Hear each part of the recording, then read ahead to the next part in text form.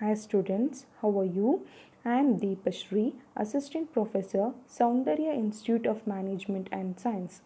In this lecture, I will be explaining you on the topic different methods of statistical analysis from the chapter 4 statistical method from the subject business research method.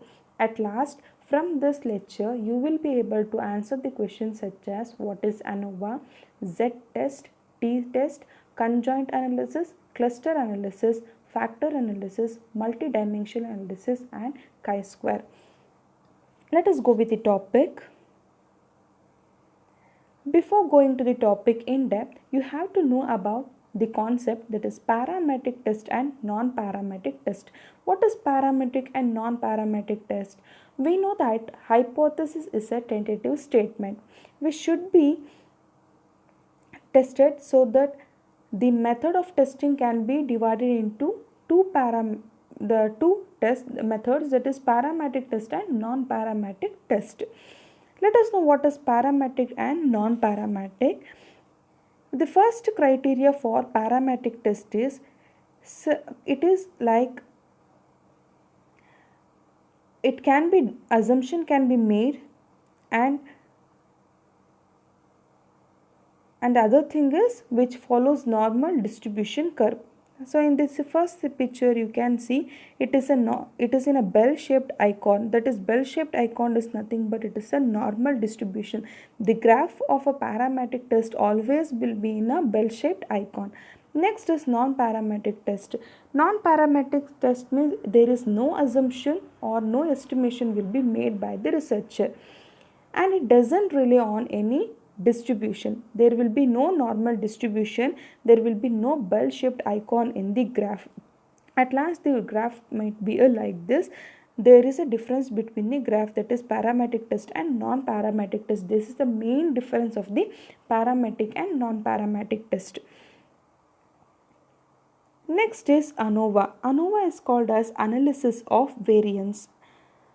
The ANOVA technique is important in the context of all those situations where we want to compare more than two populations or variable, that is bivariate and multivariate. Univariate means there will be a single variable, like it can be like the example of height. Next, bivariate means there will be two variables, one is independent variable and dependent variable. When I say it is a multivariate, there will be more number of dependent variables and more than three variables will be there, that is mixture of independent and dependent variables. When they are analyzing or comparing, this method can be used to analyze and compare the bivariate and multivariate. When there is more than two variables, then these methods can be used, such as in comparing the yield of crops from several varieties of seeds. When comparing the several varieties of seeds, there will be a more than two variables. Then we can compare with the more than two variables. So we can go with the ANOVA. The mileage of four automobiles. If we are if want to buy a bike, then if I wanted to see what is the mileage, when I am comparing each and every bicycle or when I am comparing each and every automobile, then I can use this ANOVA. Next is the smoking habits of 5 groups of university students. Here I will be comparing about the habits of a university students. Next is what is ANOVA? Actually, what ANOVA tells. ANOVA is a collection of statistical models and their associated estimation procedures, such as the variation among the between groups used to analyze the difference among groups means in sample. The sample will be taken. Among the samples, they see what is the difference. What is the difference about the independent and dependent variable? As we come in last slide, as we compare the different types of seeds. Next is ANOVA was developed by the statistician Ronald Fisher. ANOVA is useful to find out its survey or experiment result or significance. That is, there is any relationship between the variable. Significance means it tells that there is a relationship between the variables or it doesn't have any relationship between the variable. In the next slide, let us know what is the relationship between the variable. In other words, they help you to figure out if you need to reject the null hypothesis or accept the alternative hypothesis. You know that there are two types of hypothesis. One is null hypothesis and alternative hypothesis. If there is no significance between the variable, then it will become a null hypothesis. If there is a signification between the variables, then it will become an alternative hypothesis. For example, a manufacturer has two different processes to make light bulbs. They want to know if one process is better than other. When they are comparing it, they can go with this ANOVA. There are two types of ANOVA. One is one-way ANOVA and another one is two-way ANOVA. One-way ANOVA is a type of statistical test that compares the variance by one dependent variable or factors. Only one dependent variable will be there, that is called as one-way ANOVA. For example, weight.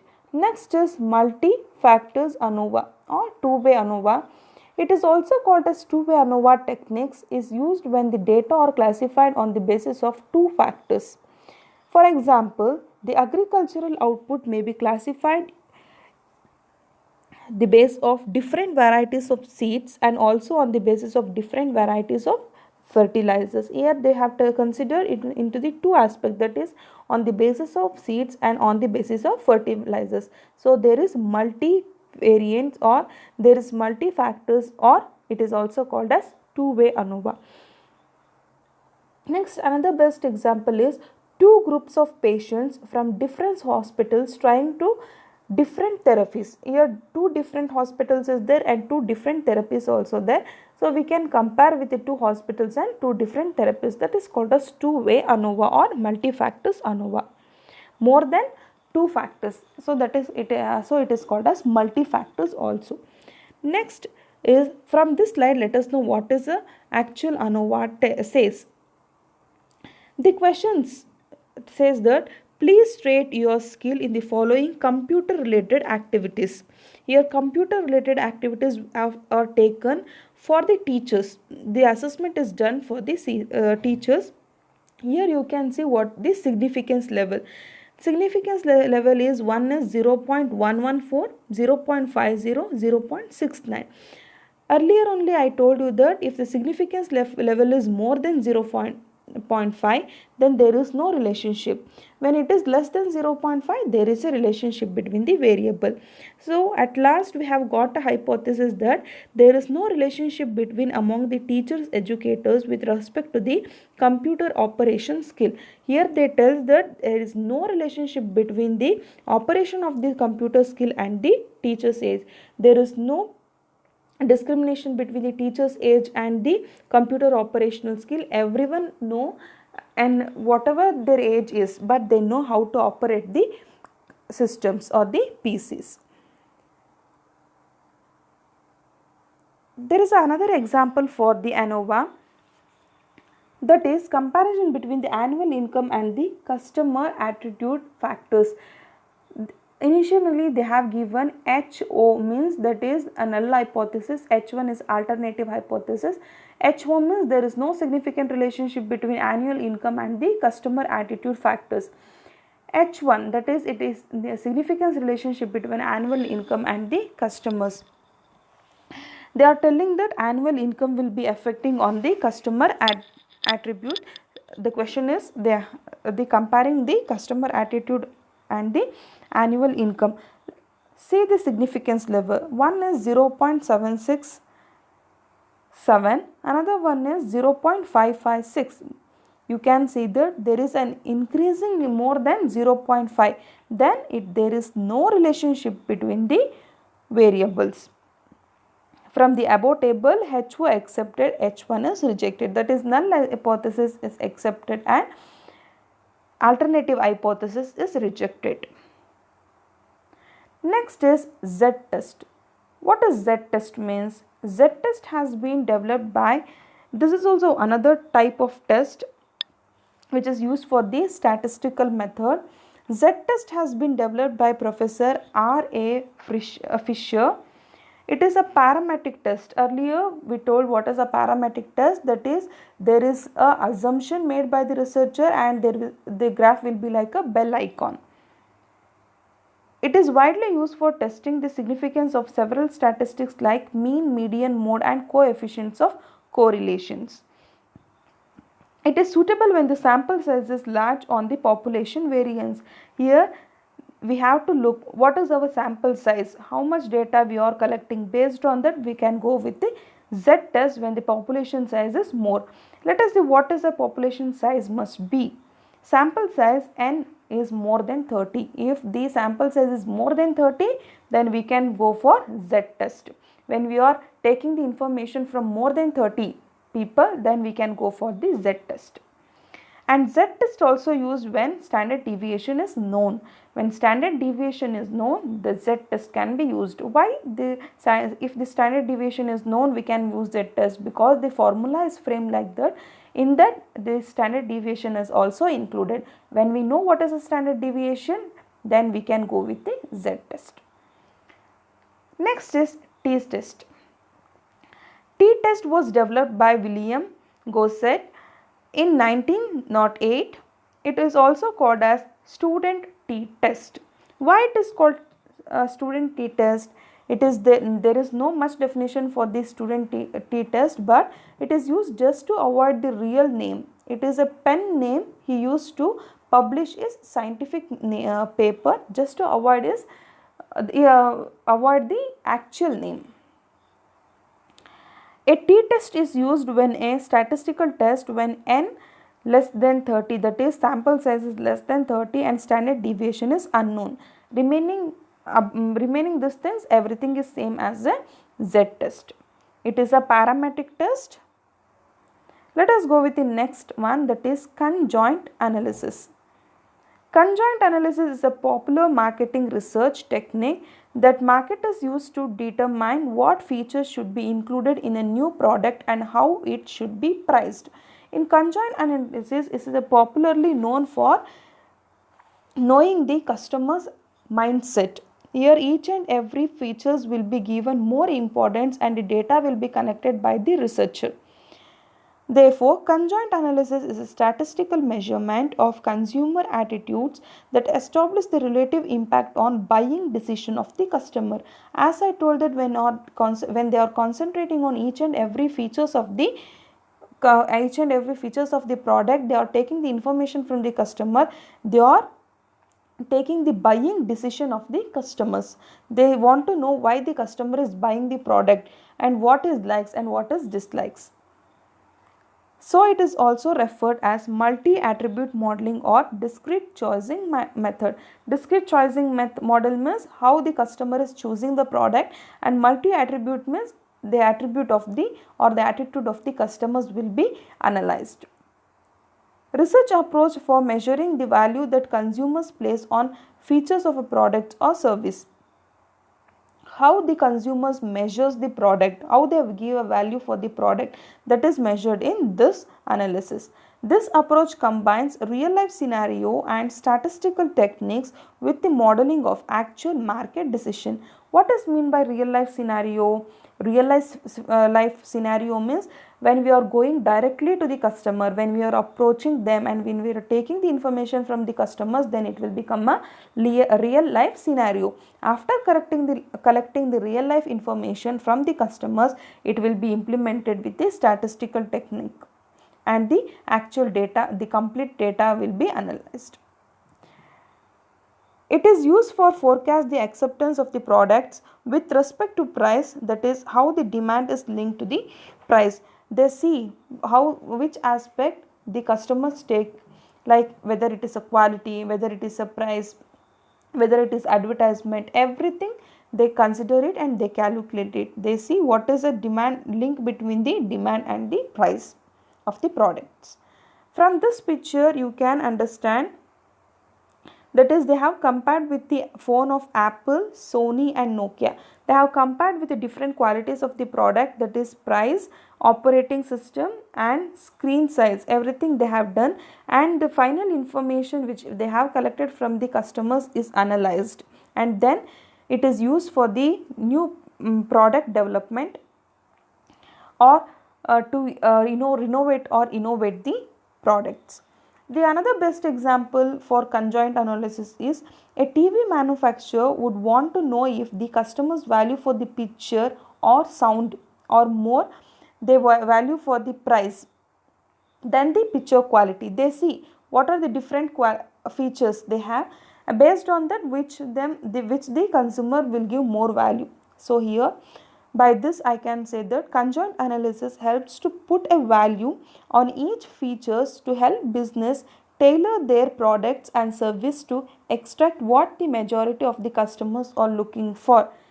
They are going to manufacture according to the taste and preference of the customers at last.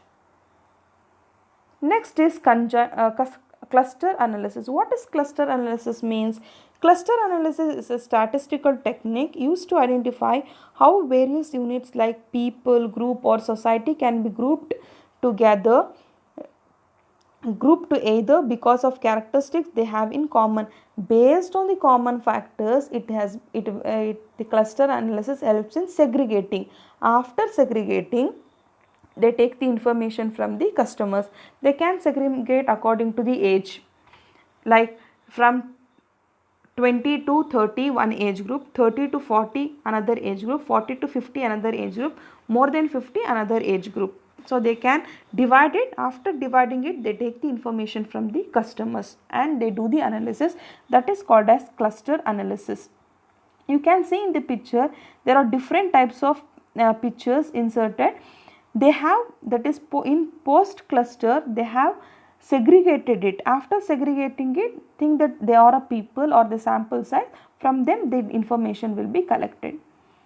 Cluster analysis is a class of techniques that are used to classify objects or cases in relative groups called clusters, which the segregation what they have done, the group what they have done, the name they kept as a cluster.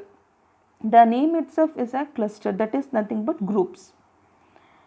It can be used to identify homogeneous group of buyers. Homogeneous group of buyers means the similar type of buyers. They segregate it first and they see what the similar customers need. Cluster analysis is typically used in the exploratory phase of research when the researcher does not have any preconceived hypothesis. Here when the customer doesn't have any the researcher doesn't have any information, they make separate group, they go or approach directly and they take the information, then they explore new things. That is called as cluster analysis. Next is factor analysis. Decision making process of consumer is based on several factors. Based on the several factors, they have segregated it. The technique has extensive use in the field of marketing and can be successfully used for new product development, product acceptance research, price study, etc. This method can be used for how the new product has been developed, product acceptance or research and price study. The importance of each variable is determined on the basis of the relative correlation with other variables. They see what is the correlation with the other variable, then they do the segregation according to the correlation of the variable. To help manager to know which variable is strongly correlated, factor analysis is used. When they want to see what information is morely correlated, then they do the segregation, that is called as factor. Factor analysis is the data reduction techniques when strongly correlated variables are separated from lower or non-correlated variables. They segregate the sample size or they segregate the people according to the correlating items or the correlated behaviors. Based on that they segregate it. After segregating, then they take the information. How they do the data reduction? They do the data reduction based on strongly correlating the variables. They separate from the low correlated and correlated or non-correlated variables. From when they are separated, the actual related items or strongly correlated variables will be there. For them the research will be conducted. Next is multidimensional scaling. Multidimensional scaling can be considered to be an alternative to factor analysis. It is same as factor analysis, but it is an alternative method for factor analysis. The goal of the analysis is to detect meaningful underlying dimensions that allow the meaningful underlying dimension. They do the dimensions, they separate according to the dimensions. The researcher to explain observe similarities or dissimilarities between the investigated object. In factor analysis they used to see the correlated and non-correlated factors, but here they see similarities or dissimilarities. Everything is nothing but one and the same, but there will be a slight difference. Next is a last method, that is a chi-square test. The chi-square test is an important test among the several tests of significance developed by the statisticians. It was significance developed by the statisticians. It was developed by Carle Pearson in 1900. Chi-square test is a non-parametric test not based on any assumptions or distribution of an variable. Here there will be no assumption and there will be no bell-shaped icon in the graph. This statistical test follow a specific distribution known as chi-square distribution. The distribution, it is name only, it is called as chi-square distribution.